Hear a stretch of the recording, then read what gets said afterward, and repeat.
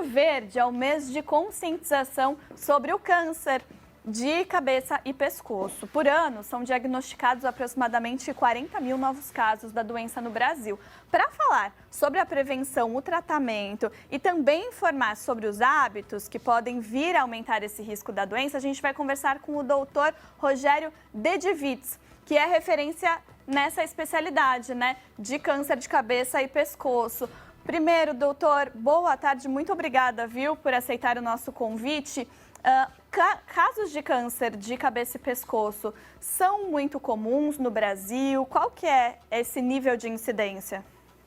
Boa tarde, Bianca. É um prazer estar aqui, tentando esclarecer um assunto muito relevante, já que são cerca de 40 mil casos novos por ano de câncer da região de cabeça e pescoço. Câncer da tireoide, principalmente entre as mulheres, câncer de boca, principalmente entre os homens, e também o câncer da laringe, das cordas vocais. São cânceres que têm uma incidência bastante significativa no nosso meio. E, doutor, para a gente falar, por exemplo, sobre câncer de boca, tem muitos que são por conta de hábitos, é isso? Exatamente. 95% dos cânceres da mucosa de boca, faringe, laringe, estão relacionados com o tabagismo, com o uso do cigarro.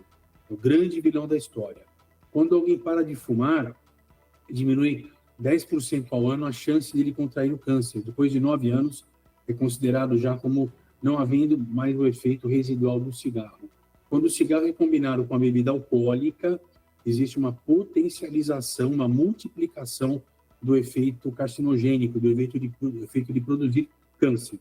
E, particularmente, a orofaringe, aquela parte posterior à boca, e a garganta propriamente dita, base de língua, amígdala, palato mole, ela também pode estar relacionada a um outro fator causal, que é o HPV, o vírus da papilomatose humana. Ô, doutor, normalmente a gente fala que cânceres são doenças silenciosas. Nesse caso, tem sintomas? Como que é feito esse diagnóstico? O câncer da região da cabeça e pescoço, ele apresenta muitas vezes sintomas semelhantes a quadros inflamatórios. Por exemplo, no caso da boca, alguns pacientes confundem uma afta com uma úlcera do câncer. A afta normalmente resolve rapidamente, em torno aí de 5 a 7 dias. E isso significa que qualquer ferida na boca que não cicatrize em 2 a 3 semanas deve ser avaliada por um dentista ou por um médico. Uma rouquidão também que seja persistente por mais de 2 ou 3 semanas tem que ser avaliada, principalmente em pacientes que são do grupo de risco, sexo masculino, idade superior aos 40 anos e fumantes. Quer dizer, um fumante inveterado com uma rouquidão persistente, ele tem que ser avaliado. Caroços no pescoço também são importantes. Então, a tireoide, ela se manifesta muitas vezes por meio de nódulos. 5% dos nódulos de tireoide são cânceres. Então, são nódulos que apresentam também um crescimento lento e progressivo que não desaparecem. Ao contrário, por exemplo, das ínguas inflamatórias. Quando nós temos uma inflamação da garganta, a íngua pode crescer, mas geralmente ao final de 1 a 2 semanas ela regride. Então, a duração dos sintomas é uma coisa muito importante. Íngua é quando a gente vê, doutor, para explicar para o pessoal até de casa, é quando fica inchado, A gente vê aquele inchaço aqui, mais ou menos na região da concavidade da garganta. A gente vê esse inchaço, ou também, como o senhor falou, uma ferida na boca que não cicatrizou, é bom procurar um médico, é isso, doutor? Exatamente. As ínguas são aqueles caroços, são os linfonodos aumentados, são estruturas de defesa que aumentam, por exemplo, como uma reação do organismo a uma amidalite, uma bactéria, um vírus, mas essa íngua pode ser infiltrada também por um tumor, por uma célula cancerígena a partir de um câncer de língua, de amígdala, por exemplo, que vai chegar até essa íngua e vai apresentar um crescimento lento e progressivo.